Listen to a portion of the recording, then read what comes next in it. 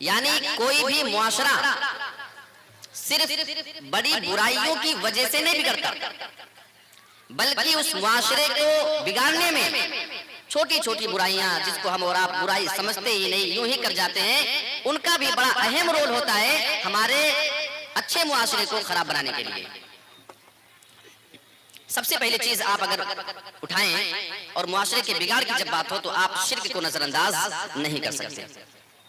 शिर्क ये एक ऐसा गुनाह है जिसको अल्लाह रब्बुल आलमीन ने किसी भी सूरत में माफ नहीं किया है, और अल्लाह को ये बात गवारा ही नहीं है कि कोई बंदा उसके साथ शिर्क कर ले।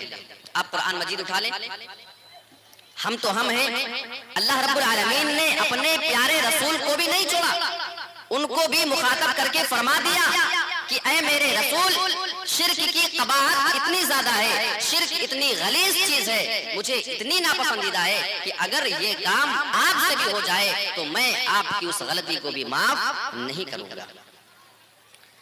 वलक़द ऊहिया इलैका व इलल्लज़ीना मिन क़ब्लिक लइन अशरकता लयहबतन्न अमलुक व लतकूनन्न मिनल खासिरीन।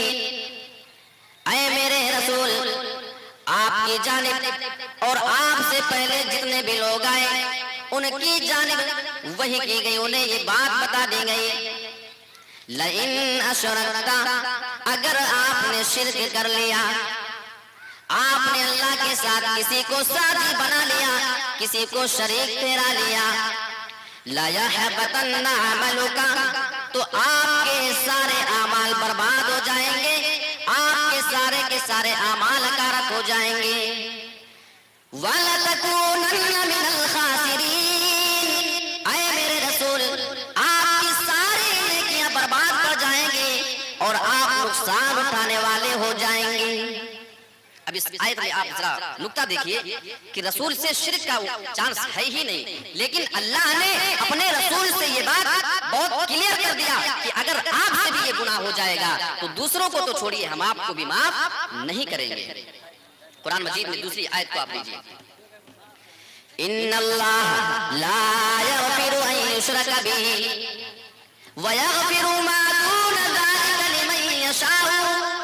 बेशक अल्लाह रब्बुल आलमीन इस बात को कभी माफ न करेगा, जो शरका बिही की अल्लाह के साथ किसी और को शरीक किया जाए, किसी और को साथी बनाया जाए, वयग़फिरु मा दून ज़ालिका लिमन यशा, और शिर्क के अलावा जिस गुनाह को भी जिस बंदे के लिए अल्लाह चाहेगा उसको माफ कर सकता है।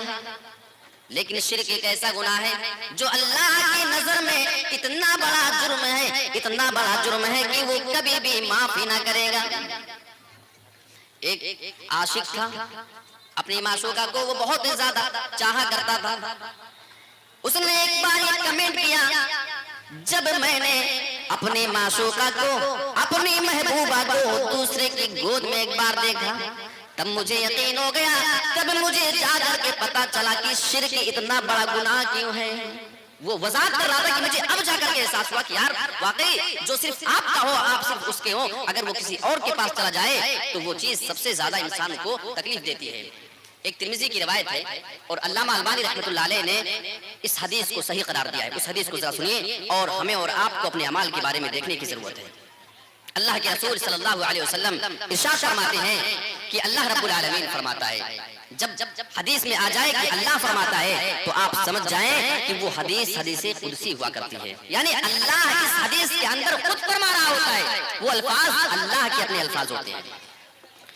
ऐ इब्ने आदम, अगर तू सिर्फ मुझे पुकारता रहे, अपनी सारी की सारी उम्मीदें तू मुझे से वाबस्ता रखे, मुझे से उम्मीदें लगाए, मेरे साथ तू किसी को में शरीक न बनाए, किसी को साथी न बनाए, तो तुझसे जो गुनाह भी हो जाएंगे मैं तेरे सारे के सारे गुनाहों को माफ कर दूंगा। और ऐ मेरे बंदे, अगर तू इतना ज्यादा गुनाह करके मेरे पास आ जाए, तेरे गुनाहों की वजह से जमीन से लेकर आसमान तक का ये फासला भर जाए, जमीन से लेकर आसमान के दरमियान जितनी भी दूरी है, अगर तेरे गुनाहों की वजह से, अगर तेरे करतूत तेरे बुरे अमाल की वजह से ये दूरी बढ़ जाए और तू मेरे पास आ जाए। मरने के बाद मेरे पास आता है, तूने मेरे साथ कभी किसी को शरीक नहीं बनाया, मेरे साथ तूने कभी शिरक नहीं किया। ऐ मेरे बंदे, मैं जमीन और आसमान के बराबर तुझे मग़फ़िरत से नवाजूंगा, तुझे माफ कर दूंगा।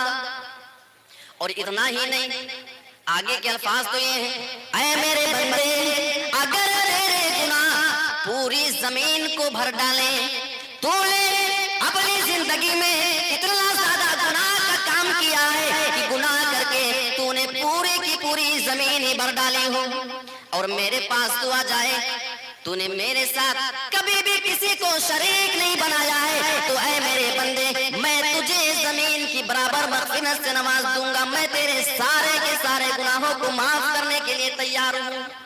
अब इस हदीस को सामने रखो और आप तौहीद की अहमियत को भी समझ लो कि आप अगर सिर्फ अल्लाह की तौहीद मानने वाले हैं, आप अल्लाह के साथ किसी को शरीक नहीं किया करते हैं, तो आपके बाकी अमाल को अल्लाह अगर चाहेगा तो यूं ही वो माफ कर सकता है, ये अल्लाह रब्बुल आलमीन के ऊपर हो जाएगा।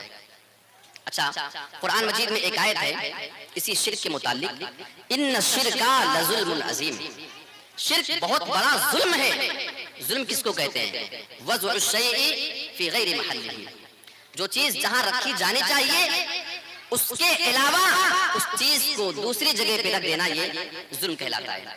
तो शिर्क जुल्म कैसे है? यानी हमारी पेशानी ये रखी जानी चाहिए सिर्फ अल्लाह के सामने, और हम अपनी पेशानी को अल्लाह के अलावा किसी और के सामने ले जाकर के रख दें, यही है जुल्म। यानी शिर्क ऐसा जुल्म है कि इससे बड़ा फिर कोई जुल्म अल्लाह की नजर में है ही नहीं।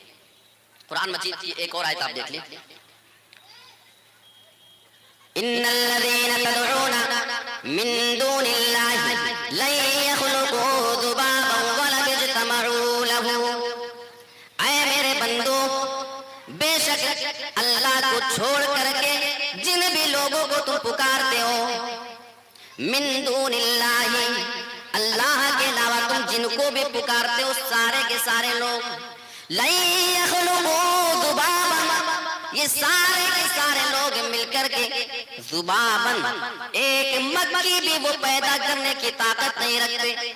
ये तो इतने ज्यादा कमजोर हैं, तुम इनके पास औलाद लेने जाते हो, रोजी रोटी का इंतजाम करवाने जाते हो।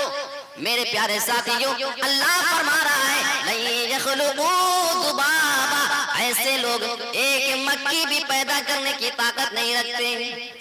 वहीं यसलुबहुम ज़ुबाबु शैआ, मक्खी पैदा करना तो बहुत दूर की बात है, अगर मक्खी उनकी कोई चीज छीन करके ले जाए, किसी चीज को छीन ले, ला यस्तग़िज़ूहु मिन्हु, वो मक्खी को पकड़कर उससे वो सामान वो चीज अपनी छीनने की भी ताकत नहीं रखते हैं।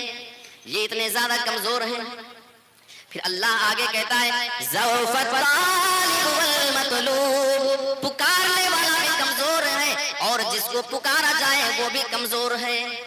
हम पुकारने वाले अगर हैं हम भी कमजोर, और जिनको अल्लाह के अलावा हम पुकारने जाएंगे वो भी कमजोर है। तो ये माशरे में बिगाड़ के असबाब में पहली चीज मैंने आपको शिर्क के मुतालिक बताया। और अगर दूसरे वजह को आप देख ले, आप सूरह बकरा उठाएं, वहां पे अल्लाह रब्बुल आलमीन ने पारे की शुरुआत में 3 किस्म के लोगों का जिक्र किया है। पहले ईमान वालों का जिक्र है, फिर काफिरों का जिक्र है, और उसके बाद मुनाफिकीन का अल्लाह रब्बुल आलमीन ने जिक्र किया है। मुनाफिकों का जिक्र यानी मालूम ये हुआ कि निफाक एक ऐसा अमल है जिसकी वजह से इंसान के अमाल गलत हो जाते हैं। आप जानते हैं इन्नल मुनाफिकीना फी दरकिल अस्फली मिनन नार, ये मुनाफिकीन जहन्नम के सबसे निचले गड्ढे में जाएंगे। ये निफाक एक वो बीमारी है, वो मुसीबत है जो इंसान को जहन्नम में पहुंचाने के लिए काफी है। और कुरान मजीद में अल्लाह रब्बुल आलमीन ने इनकी वजाहत सूरह बकरा आप उठाएंगे, जब दूसरे सफ़े पे जाएंगे डिटेल से इनका जिक्र अल्लाह ने किया है। वमिनन नासि मन यक़ूलु आमन्ना बिल्लाहि व बिल यौमिल आखिर वमा हुम बिमुमिनीन, और बहुत से लोग ऐसे भी जो अपनी जबान से दावा करते हैं हम अल्लाह पर ईमान लाते हैं और आखिरत के दिन पर ईमान लाते हैं, वमा हुम बिमुमिनीन, हालांकि अल्लाह कहता है ये अपने दावे में झूठे, ये झूठ बोल रहे हैं। सच ये है कि इनके अंदर ईमान नहीं बल्कि ये दिखावा करते हैं। युखादिऊन अल्लाह व रसूलल्लज़ीना आमनू, ये मोमिनों को धोखा देना चाहते हैं और जो इनके साथ ईमान वाले नबी के जो सहाबा हैं उन लोगों को ये धोखा देना चाहते हैं। वमा यखदऊन इल्ला अनफुसहुम, हालांकि सच ये कि ये अल्लाह को धोखा तो दे नहीं सकते और जो ईमान वाले हैं जो रसूल के सहाबा हैं ये इनके परे में आ नहीं सकेंगे, बल्कि हकीकत ये वमा यखदऊन इल्ला अनफुसहुम वमा यशुरून, ये खुद अपने आप को ही धोखा देते हैं। वमा यशुरून, हालांकि इन्हें इस बात का पता ही नहीं चलता है कि ये खुद अपने आप को धोखा दिए जा रहे हैं। यहाँ पे अल्लाह रब्बुल आलमीन ने इनका जिक्र किया और आगे वाली और आयत में अल्लाह ने इनके बारे में कहा कि जब इन मुनाफिकीन से ईमान के बारे में कहा जाता है कि ईमान ले आओ तो जवाब क्या देते हैं, वो अल्लाह ने इनकी बातों को नोट किया है। वइज़ा क़ील लहुम आमिनू, और जब मुनाफिकों से कहा जाता है आमिनू तुम ईमान ले आओ, कमा आमनन नास, जिस तरीके से लोग ईमान लाए। ईमान लाने वाले कौन थे? नबी के सहाबा थे। अच्छा एक पॉइंट आपको बताऊं, अल्लाह रब्बुल आलमीन ने नबी के सहाबा जो थे उनके ईमान को मेयार करार दिया है। एक तो ये हो गया कमा आमनन नास, जैसे ये लोग ईमान लाए नबी के सहाबा जैसे ईमान लाए तुम भी वैसा ही ईमान ले आओ। एक और जगह आप देखिए कुरान मजीद में अल्लाह रब्बुल आलमीन ने सहाबा के बारे में बताया है, फ़इन आमनू बिमिस्लि मा आमनतुम बिही फ़क़द इहतदौ, ऐ मेरे नबी के सहाबा अगर ये लोग तुम्हारे ईमान लाने के तरीके से ईमान आए फ़क़द इहतदौ, तो ये हिदायत पा जाएंगे, ये हिदायत याद हो जाएंगे। मालूम हुआ कि नबी के सहाबा का ईमान हमारे और आपके लिए मेयार है। हमारा ईमान कैसा होना चाहिए? हमारा ईमान नबी के सहाबा के ईमान के जैसा होना चाहिए। लोगों ने बहुत सारे मौके तलाश किए थे, वैसे तो उनको मालूम था कि हजरत अबू बकर सिद्दीक वो अल्लाह के रसूल मोहम्मद के सारी बातों को मानने को तैयार होते हैं, जो बात भी बता देते हैं, लेकिन उसी बीच में उनको हजरत अबू बकर सिद्दीक की टांग खींचने का और मौका मिल गया जब अल्लाह के रसूल सल्लल्लाहु अलैहि वसल्लम ने सफरे मेराज किया। इसरा और मेराज का जब आपने सफर किया और आपने बताया कि मैंने ऐसी ऐसी चीजें देखी हैं, मैं आसमान में गया रातों रात सफर करके आया, वो सफर मेरा जिस्मानी था, तो काफिरों को मालूम है, मुशरिकों को एक मौका मिल गया। मौका ये मिला कि अच्छा ठीक है, इनके ऊपर ईमान लाने वाले जो अबू बकर हैं उनको बड़ा भरोसा है, बड़ा नाज है मोहम्मद के ऊपर कि ये जो कुछ कहते हैं वो सच्ची बातें क्या करते हैं। चलो अब देखते हैं कि इस बारे में उनका क्या ख्याल है। ये काफिर मजाक उड़ाने की नीयत से हजरत अबू बकर सिद्दीक के पास पहुंचते, कहने लगे आए अबू बकर क्या तूने कोई नई बात सुनी है? हजरत अबू बकर सिद्दीक को भी उस बात की खबर भी न थी। कहने लगे क्या तू जानता है कि तेरे साथी मोहम्मद ने एक दावा कर दिया है, एक और दावा उसका है। हजरत अबू बकर सिद्दीक पूछते हैं कि कौन सा दावा मोहम्मद रसूलुल्लाह ने किया? कहने लगे उनका कहना है रात ही में उन्होंने बैतुल मक़दिस का सफर किया और वहां से फिर आसमानों का सफर किया। क्या ये बात तुम मानने के लिए तैयार हो? क्या ये अजूबे वाली बात तुम मानने को तैयार होगे? अब तो तुम्हें भी मालूम हो गया होगा कि तुम्हारे साथी झूठी बातें बोला करते हैं, अब तो तुम्हें भी यकीन हो चुका होगा। तो जानते हैं हजरत अबू बकर सिद्दीक ने क्या जवाब दिया?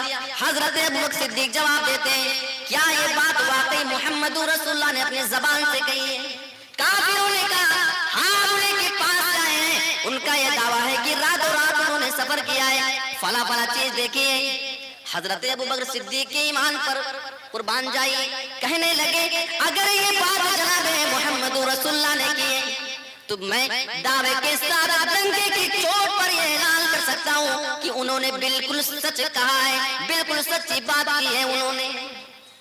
इसी बिना पे अल्लाह के नबी के सहाबा के बारे में अल्लाह ने कुरान में ऐलान किया है फ़इन आमनू बिमिस्लि मा आमनतुम बिही फ़क़द इहतदौ, ऐ मेरे नबी के सहाबा अगर ये तुम्हारे ईमान लाने के तरीके से ईमान ले आए तो ये सारे के सारे लोग हिदायत पा जाएंगे। वजह यही थी, एक बार सुन लिया उस पर ईमान लाने के लिए काफी। यहाँ हमारे यहाँ देख लो नबी की कौन सी हदीस आप पेश कर दो एक एक मसले के अंदर, लेकिन हमारे भाइयों को फिर भी लगता है कि नहीं अभी हमें इसके अलावा किसी और की बात को भी लेने की जरूरत है। फला साहब का इस मामले में क्या ख्याल है, उनका क्या कहना है, उनकी क्या राय है, उनको वो जानने की भी अभी जरूरत होती है। अल्लाह रब्बुल आलमीन ने मुनाफिकों का आगे जिक्र किया, वइज़ा क़ील लहुम आमिनू कमा आमनन नास, और जब उन मुनाफिकों से कहा जाता है तुम ईमान ले आओ जैसा कि ये लोग ईमान लाए। तो वो जवाब देते हैं अनुमिनु, उनका ये जवाब होता है अनुमिनु कमा आमन सुफहा, क्या हम वैसा ईमान ले आए जैसे ये बेवकूफ लोग ईमान लाए। यानी वो नबी के सहाबा को बेवकूफ और पागल कहा करते थे ईमान लाने की वजह से। मेरे प्यारे साथियों, आज बहुत से ऐसे लोग आपको मिलेंगे जो इस्लाम को गालियां देंगे, इस्लाम के मानने वालों को बुरा भला कहेंगे, इस्लाम के मानने वालों को पागल कहेंगे, दीवाना कहेंगे। ये कोई नया इल्जाम नहीं, ये वो इल्जाम है जो मुनाफिकों ने सहाबा पर लगाया है। अनुमिनु, क्या हम भी ईमान ले आए कमा आमन सुफहा, जैसा ये बेवकूफ लोग ईमान लाए क्या हम भी ईमान ले आए। तो ये एक पुराना सिस्टम है, हमारे नबी के सहाबा का तरीका रहा है कि उन्होंने भी गैरों की जबान से ये फालतू की बातें सुनी है। तो अगर हमारे ऊपर कोई इल्जाम लगाया जाए तो कोई नया इल्जाम हम ना समझें, ये समझ लें कि इस दौर से हमारे नबी के सहाबा भी गुजर चुके हैं। और अल्लाह ने इनके बारे में मजीद फरमाया, जब ये लोग ईमान वालों के पास जाते हैं तो उनको धोखा देते हैं, और जब अपने यार और दोस्तों के पास जाते हैं तो उनसे कहते हैं कि देखो घबराने की जरूरत नहीं है, हम तुम्हारे ही साथ हैं, बस हम तो सिर्फ उनका मजाक उड़ाते हैं। मजीद अल्लाह रब्बुल आलमीन ने तफसील के साथ उनका जिक्र किया है, उसको आप जाकर के कुरान मजीद के दूसरे सफ़े पर देख सकते हैं। ये मुनाफिकों की थोड़ी सी बात हो गई। अब तीसरी चीज पे हम आते हैं, सूद। सूद एक ऐसी बीमारी है जो हमारे और आपके मुआशरे में बहुत ज्यादा फैली हुई है। और ये मुस्लिम मुआशरे की बात नहीं कर रहा हूं, मुस्लिम मुआशरा और सोसाइटी की बात।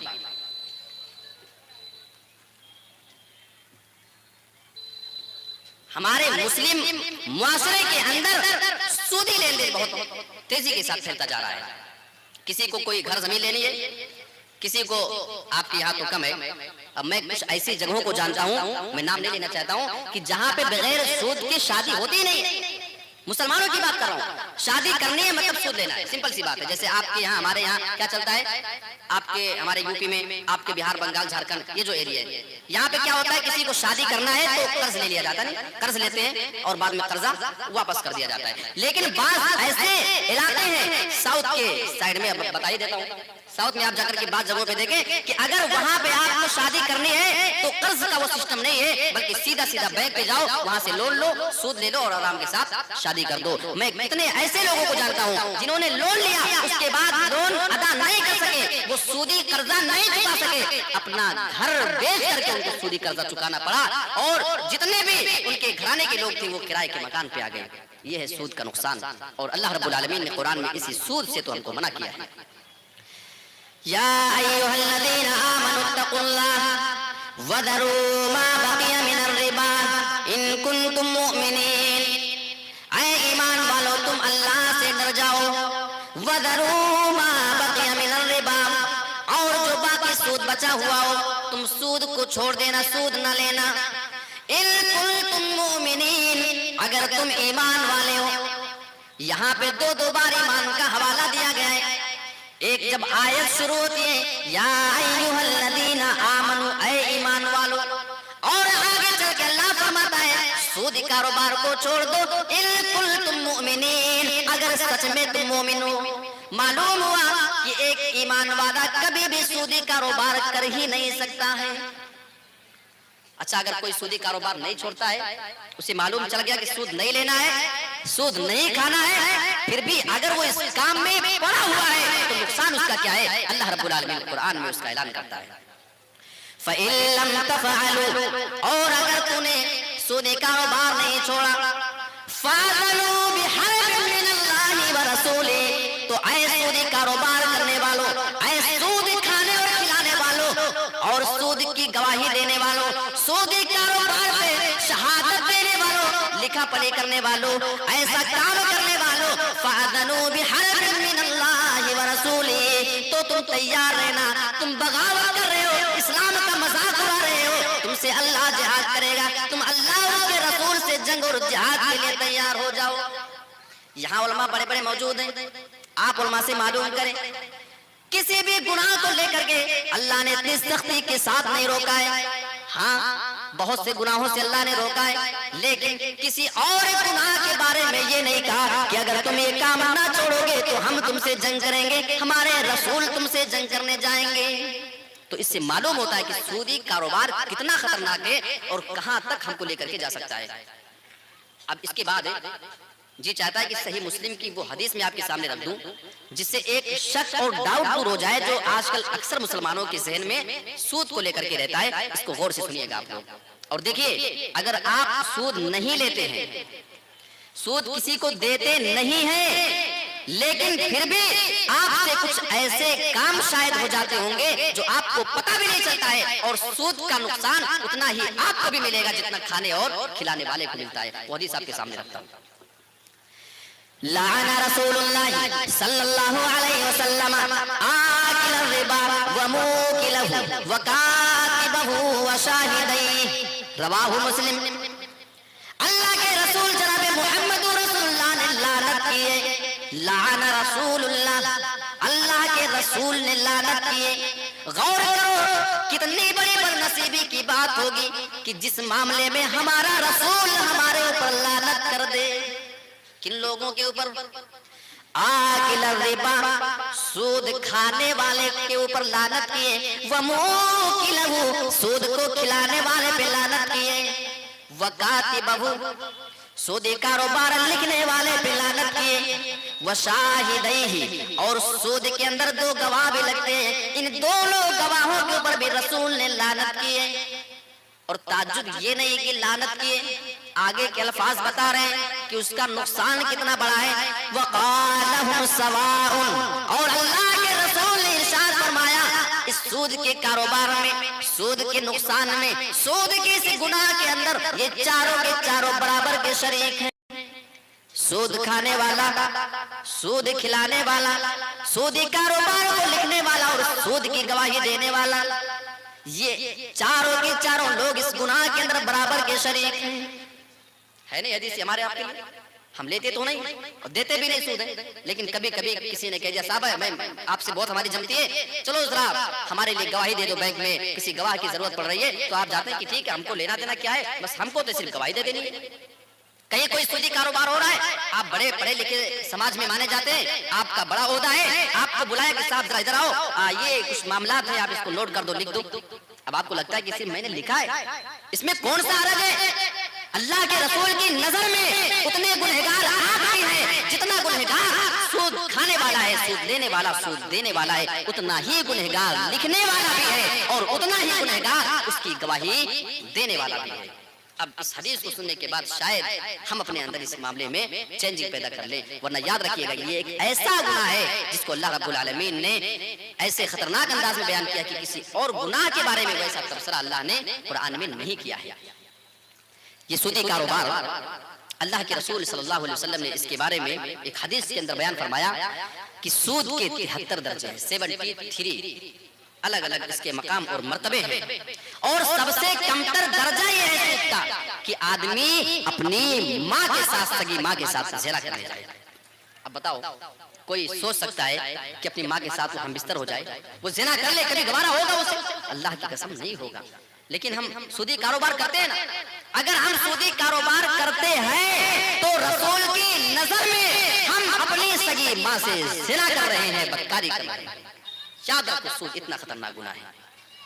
और वो बुखारी की रवायत आप उठाओ, किताबुल जनाइज, हजरत समुरा बिन जुंदुब रज़ी अल्लाह ताला अन्हु इस हदीस के रावी। अल्लाह के रसूल सल्लल्लाहु अलैहि वसल्लम की आदत मुबारक थी, आप फजर की नमाज के बाद सहाबा से सवाल करते, किसी ने ख्वाब देखा हो तो बताए। हस्बे मामूल आपने सवाल किया, सहाबा ने कहा अल्लाह के रसूल हमने कोई ख्वाब नहीं देखा है। अल्लाह के रसूल ने अपना ख्वाब बयान किया। अल्लाह के रसूल ने बयान किया कि मेरे पास दो फरिश्ते आए थे, दो फरिश्ते, और मेरे हाथ को पकड़कर मुझे अर्ज़े मुक़द्दसा में लेकर के गए। वहां पे मैंने कुछ भयानक मनाजिर, वो हदीस लंबी है जो मेरे मौजू से मिलता हुआ टुकड़ा है, मैं उसे आपके सामने रखना चाहता हूँ सूद के बारे में। वैसे ये रवायत काफी लंबी, बयान करेंगे तो ज्यादा वक्त हो जाएगा। अल्लाह के रसूल जनाब मोहम्मद रसूलुल्लाह इरशाद फरमाते, मेरे दोनों साथी, वो दोनों फरिश्ते मेरे हाथ को पकड़कर मुझे लेकर के जा रहे थे। मैं अलग अलग मनाजिर देख रहा था, बड़े खतरनाक किस्म के मनाजिर। मैं एक मंजर वहां पे देखा, एक मैंने खून की नहर वहां देखी, खून की नहर, और एक आदमी उस खून की नहर में पड़ा हुआ डुबकी ले रहा है, हिचकोले ले रहा है। वो किनारे आना चाहता है, खून की नहर से बाहर निकलना चाह रहा था, लेकिन जैसे वो निकलना चाह रहा था, जैसे वो बाहर आना चाहता था, करीब भी आ जाता था, एक आदमी उसी नहर के किनारे बहुत बड़ा वो पत्थर लेकर के खड़ा हुआ था। अच्छा, ये पत्थर कितने बड़े बड़े हो सकते हैं।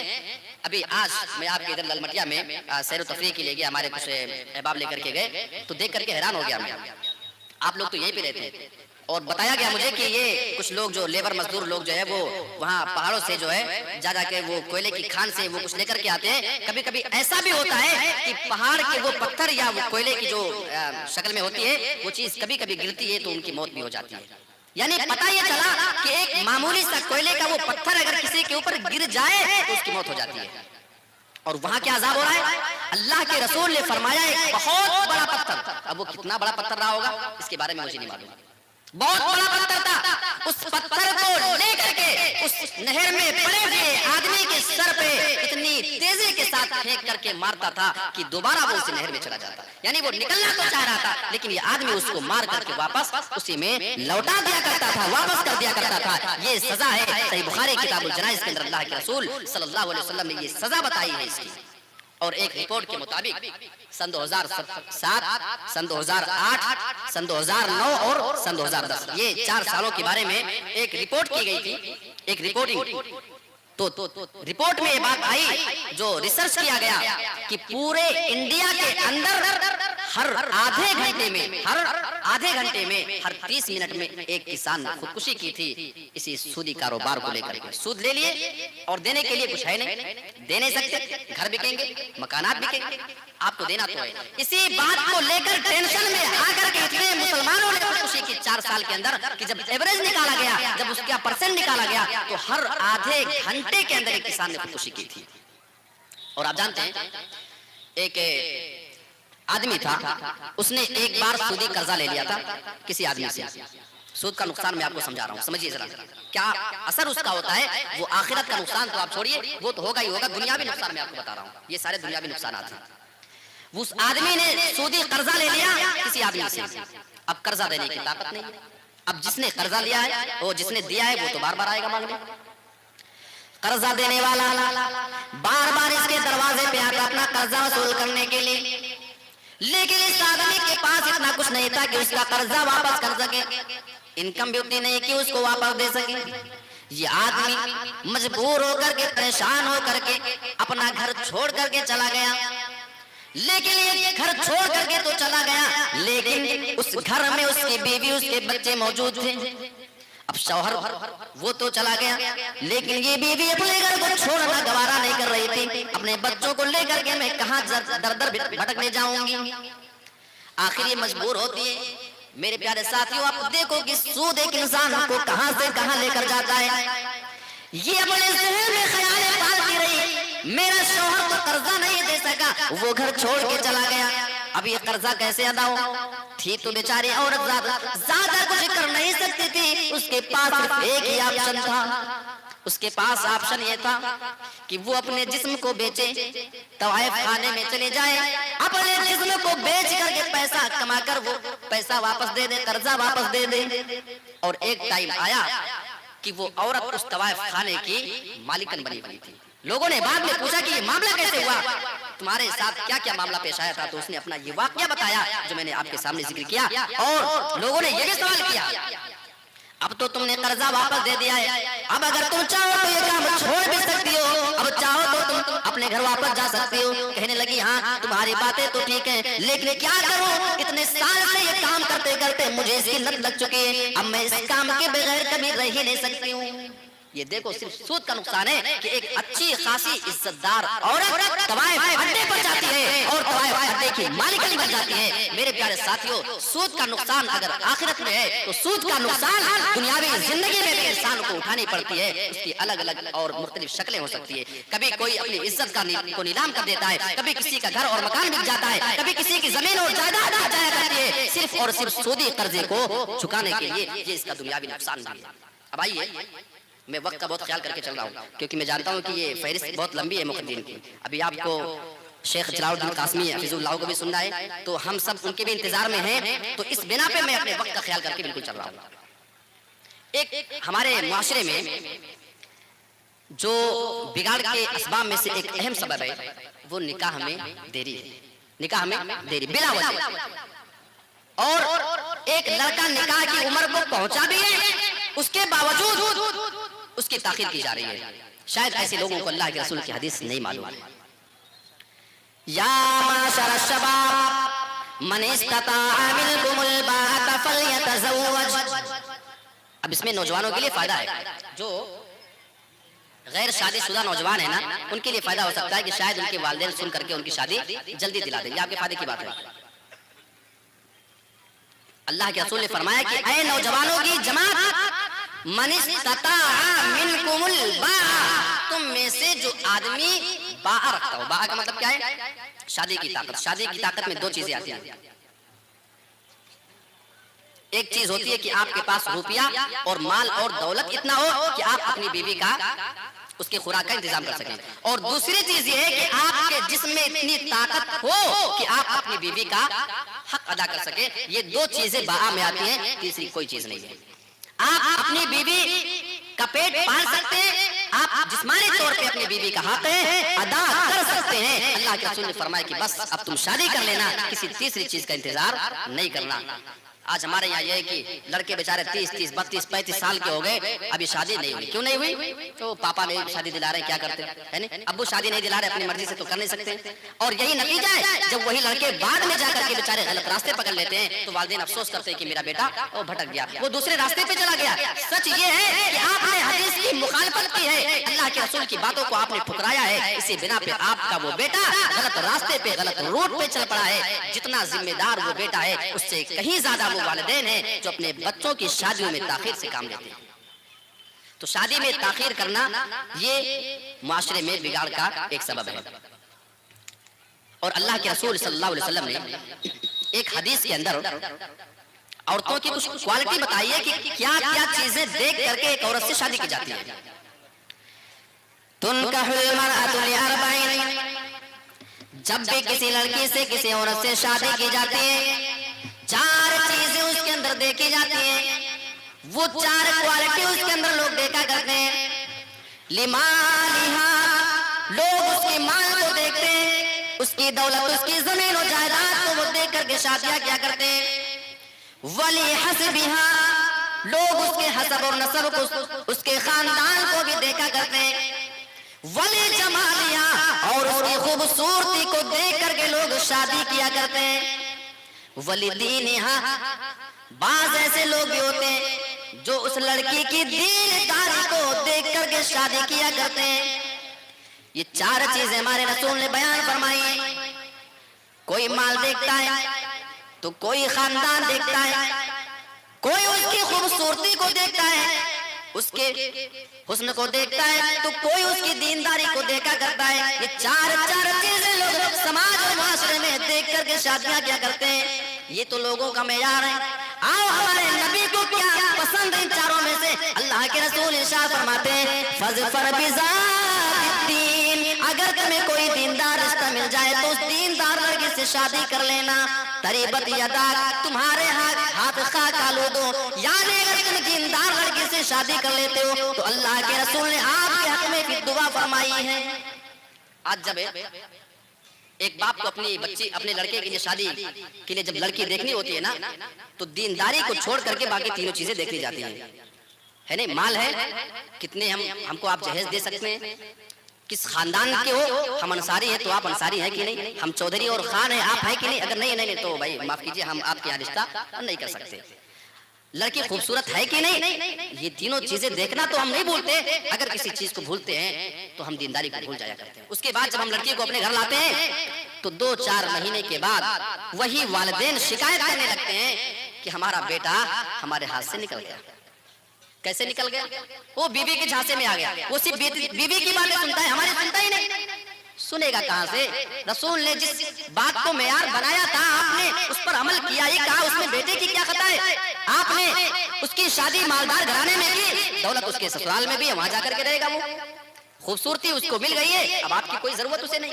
अच्छे हसब नसब खानदान के, आपसे ऊंचे खानदान वाले हैं, उसे कोई टेंशन नहीं है। अब आपके हाथ से आपका बेटा नहीं निकलेगा तो फिर क्या आपके घर में वो रहेगा। और इसी मामले में हमारे मुआशरे में जो बिगाड़ है वो जहेज को भी आप उठा ले। जहेज, अच्छा एक बहुत नुक्ते की बात मैं आपको बता रहा हूँ, शायद किसी के दिल में ये बात बस जाए। आपका बेटा शादी के बाद आपसे दूर होता है, इसमें सबसे बड़ा जो हाथ होता है ना वो उसकी बीवी का होता है। उसकी बीवी का कैसे होता है? वो रोजाना आपके बारे में यानी अपने शौहर के वालिदैन के बारे में कुछ ना कुछ थोड़ी बहुत बातें बताती रहती है। ये वो इंसान कितना भी अच्छा हो ना, वही बात जब रोज उसके सामने की जाती है तो उसकी खोपड़ी में वो बात घुस जाती है कि यार हाँ ये सही बात करी, ये ऐसे ही है। और इसकी वजह क्या है? एक लड़की जब अपनी शादी के लिए अपने वालिदैन को परेशान होते हुए देख करके आई है, उस लड़की को मालूम है मेरी शादी के लिए इसी मेरे शौहर के वालिदैन ने इतना ज्यादा परेशान किया, जहेज की लंबी चौड़ी लिस्ट डाली थी, कैश रुपया भी नकद चाहिए और जितने भी फर्नीचर आइटम वो सारी की चीजें चाहिए, एसी भी, फ्रिज, कूलर, यानी घर में कोई जरूरत की चीज नहीं थी जिसको आपने मांगा ना हो। वो देने में लाखों के खर्चे, कैश में आपने उससे कई लाख रुपए लिए। बारात की शक्ल में आप उसके पास जाते हैं, 200-300 लोगों को लेकर के आप खाने पहुंच जाते हैं। अब इस इंतजाम के लिए जाहिर सी बात है एक लंबी चौड़ी रकम की जरूरत पड़ती है। वो लड़की का बाप इस पोजीशन में नहीं है कि वो अपनी उस पूंजी से उसकी शादी कर सके, वो कर्जा लेता है। आप अपने मुआशरे में देख लो, आप सुनते होंगे कि फला आदमी ने अपनी जमीन बेच डाली। क्या वजह है भाई, क्यों जमीन बेच दिया? वो बच्ची की शादी है नहीं? होता कि नहीं होता? बच्ची की शादी है तो वो खेत मैंने बेच दिया है, कुछ लाख मिल जाएंगे, शादी में काम आ जाएगा। अब ये सारा कारनामा वो लड़की अपने घर में बैठे बैठे देख रही होती है। मेरी शादी की वजह से, मेरी शादी के खर्चे के इंतजाम की वजह से मेरे वालिदैन को कितनी परेशानी का सामना करना पड़ रहा है। मेरा बाप सुबह निकलता है, शाम को घर वापस आता है, इतने कर्जे भी हो चुके, वो जमीन और जायदाद भी बिक चुकी है, सारी की सारी मुसीबतें सिर्फ इसी बिना में हो रही हैं कि उसे अपने लख्त जिगर की शादी करनी है। मेरे प्यारे साथियों, वो ये मंजर अपने घर में कई महीने तक देखा करती है और उसके बाद जब वो आपके घर में शादी के बाद आती है, ईमानदारी के साथ बताना आप ही की वजह से उसके माँ बाप इतने ज्यादा परेशान हुए थे, आपकी वजह से उसकी जमीन भी बिक गई, उसका बाप शादी के 2 साल के बाद तक वो कर्जा नहीं चुका सका।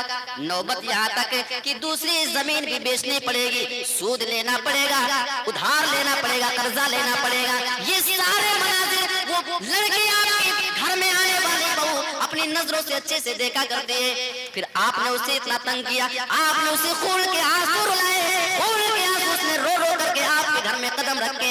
अब वो आपके घर में जब आएगी, ईमानदारी के साथ दिल से सोच करके बताना, अगर बताने की जरूरत ना हो तो एहसास कर लेना, क्या वो आपको वो सास और ससुर का सच्चा दर्जा दे सकती है? क्या उसके दिल में आपकी वो मोहब्बत रह सकती है जो होनी चाहिए थी? नहीं हो सकती। वो आएगी कहां से यार?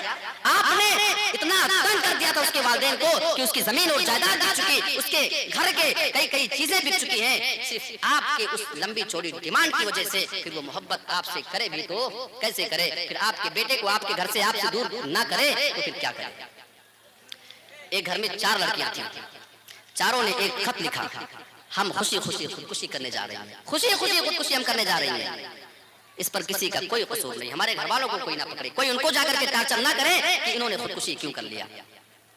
उन चारों बेटियों ने खुदकुशी कर डाली।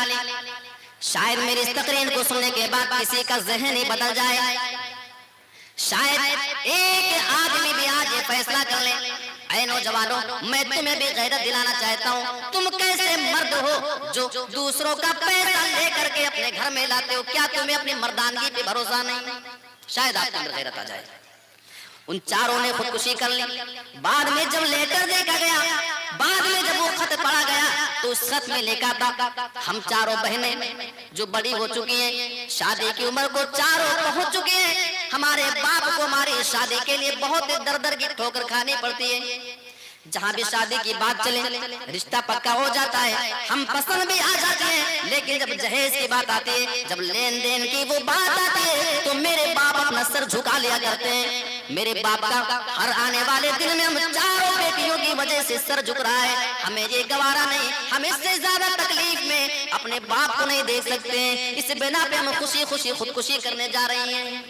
ये आपके जहेज की डिमांड कई लड़कियों के कत्ल का और उनकी खुदकुशी का सबब बनता है। हम आप कहेंगे कि खुदकुशी करने की तबाहकारी बताइए, उसका नुकसान बताइए। हम किसी को खुदकुशी करने के लिए आमादा कर रहे हैं इस तरीके से टार्चर कर करके। आइए, शादी और निकाह की बात चल रही थी। कुरान मजीद में अल्लाह रब्बुल आलमीन ने इसके मुतालिक एक बहुत बेहतरीन बात बताई है। वमिन आयातिही अन खलक़ लकुम मिन अनफुसिकुम अज़वाजन लितस्कुनू इलैहा, और अल्लाह की निशानियों में से एक निशानी है अन खलक़ लकुम मिन अनफुसिकुम अज़वाजा, कि उसने तुम्हारे ही जिन्स से, तुम्हारी ही नस्ल से तुम्हारे लिए बीवियां बनाई, तुम्हारे लिए जोड़े बनाए। फायदा क्या होगा? अल्लाह ने जोड़ा क्यों बनाया? मकसद क्या है? लितस्कुनू इलैहा, ताकि तुम उसकी तरफ सुकून हासिल करो। ये एक ऐसा लफ्ज अल्लाह ने कुरान में इस्तेमाल कर दिया है कि इस लफ्ज को हटाकर अगर कोई दूसरा लफ्ज आप ला करके फिट करने की कोशिश करें, अल्लाह की कसम कोई दूसरा लफ्ज इसकी जगह नहीं ले सकता है। वो सुकून अलग चीज है। आप शादी से पहले भी देखते हैं कि कई लोग जिना कर रहे हैं ना, वो पकड़े गए, लेकिन वो सुकून कहाँ होता है? वो तो हमेशा गुनाह करने में वो डर और हिचकिचाहट में लगी होती है, वो सुकून कहाँ होता है? लेकिन जब एक इंसान की शादी हो जाती है, वो उसको ज़हनी सुकून मिल जाता है, जिस्मानी सुकून मिल जाता है, सारे टेंशन सारे प्रेशर उसके खत्म हो जाते हैं। अल्लाह ने फरमाया लितस्कुनू इलैहा, और आगे भी नुक्ता देखिए, वजअल बैनकुम मवद्दतन व रहमा, और अल्लाह ने तुम्हारे दरमियान मोहब्बत पैदा कर दिए, मवद्दतन व रहमा। शादी के बाद जब तुम्हारी शादी हो जाती है तो अल्लाह ताला मियां और बीवी के दरमियान मोहब्बत डाल देता है, व रहमा, और अल्लाह ताला उनके दरमियान रहमत डाल देता है। हाँ, वो मोहब्बत दुनिया में भी एक आशिक अपनी मासूका से किया करता है, एक चाहने वाला अपनी प्रेमिका से मोहब्बत करता है, लेकिन ये मोहब्बत करता है और वहाँ अल्लाह ने फरमाया जब तुम्हारी शादी हो जाए करती है, जब तुम्हारा निकाह हो जाता है, हम तुम्हारे दरमियान मोहब्बत डाल दिया करते हैं, ऊपर से तुम्हारे ऊपर मोहब्बत डाला करते हैं। एक होता है मोहब्बत किसी से करे, पैदा हम करते हैं अपनी तरफ से ना, कोशिश होती है। एक होता है कि शादी के बाद मोहब्बत अल्लाह डाल देता है। जो मोहब्बत अल्लाह डाल दे, उस मोहब्बत का मुकाबला कौन सी मोहब्बत कर सकती है? आप देख लो, शादी से पहले ना लड़की ने लड़के को देखा, अगर लड़का आपके गोड्डा जिले का है और लड़की आप बहुत दूर से ले आओ, साहिबगंज से ले आओ या और भी किसी दूसरी जगह से ले आओ, यानी लड़के लड़के ने आपस में कभी एक दूसरे को देखा भी नहीं, कभी एक दूसरे की शक्ल सूरत का एहसास भी नहीं किया, जैसे उनके दरमियान निकाह हो जाता है, आपस में अल्लाह ऐसी मोहब्बत डाल देता है, ऐसी मोहब्बत डाल देता है। जब वो बीवी अपने ससुराल को छोड़कर अपने घर जाया करती है तो उसकी तबीयत नहीं चाहती है, हाँ मजबूरी है, वालिदैन के पास भी जाना है, लेकिन अंदर से वो तकलीफ महसूस करती है। मेरे प्यारे साथियों, वो कौन सी चीज है जो अपने वालिदैन के घर से दूर रह करके अपने शौहर के पास रहने पे मजबूर करती है? अल्लाह ने फरमाया वजअला बैनकुम मवद्दतन व रहमा, अल्लाह तुम्हारे दरमियान मोहब्बत और रहमत डाल देता है, रहमत डाल देता है। अच्छा, एक और चीज इसमें देखें, अल्लाह रब्बुल आलमीन ने मियाँ और बीवी को एक दूसरे का लिबास बताया है। हुन्ना लिबासुल लकुम व अंतुम लिबासुल लहुन्ना, ऐ लोगों तुम्हारी बीवियां तुम्हारे लिए लिबास हैं, व अंतुम लिबासुल लहुन्ना, और तुम अपनी बीवियों के लिए लिबास हो। लब से लिबास, हम लिबास पहने हुए, हम कपड़ा अपनी पसंद का पहनते हैं, हमको जो चीज पसंद आती है। अल्लाह ने फरमाया हमने मियाँ और बीवी को एक दूसरे का लिबास बना दिया है। लिबास का काम क्या होता है? लिबास आपको खूबसूरती अता करता है, आपके सतर को ढांपता है, आपको मौसम की खराबी से बचाता है। गर्मी में अलग कपड़े, बरसात में अलग कपड़े, सर्दी और ठंडी में अलग कपड़े, यानी मौसम की खराबी और उसके नुकसान से बचाने का काम कपड़ा करता है। समाज और मुआशरे की गंदी नजरों से बचाने का काम ये कपड़ा करता है। अल्लाह ने फरमाया हुन्ना लिबासुल लकुम व अंतुम लिबासुल लहुन्ना, हमने तुम दोनों को आपस में एक दूसरे के लिए लिबास बना दिया है। और आप अल्लाह के रसूल की एक हदीस देखें, शादी और ब्याह के मामले में हमारे समाज में जो खतरनाक चीज पाई जाती है जहेज, उसके बारे में एक हदीस हमको देखनी चाहिए। सही मुस्लिम की वो रिवायत है। अल्लाह के रसूल फरमाते हैं मन रआ मिनकुम मुनकरन, तुम में से जो आदमी भी किसी गुनाह के काम को होता हुआ देख ले, फलयुगय्यिरहु बियदिही, तो उस आदमी को चाहिए कि उस गुनाह के काम को, उस मुनकर काम को अपने हाथ से रोक दे। आप देख रहे हैं आपके यहाँ शादी ब्याह पे जहेज दिया जाता है, आपको अगर ताकत है हाथ से जाकर के रोक सकते हैं। फ़इल्लम यस्तति फ़बिलिसानी, अगर हाथ से रोकने की तुम्हारे अंदर ताकत नहीं है तो कम से कम जबान से उसको तुम मना कर दिया करो। फ़इल्लम यस्तति फ़बिक़ल्बिही, और अगर तुम जबान से भी नहीं रोक सकते हो, जबान से रोकोगे फितना हो जाएगा, झगड़ा हो जाएगा।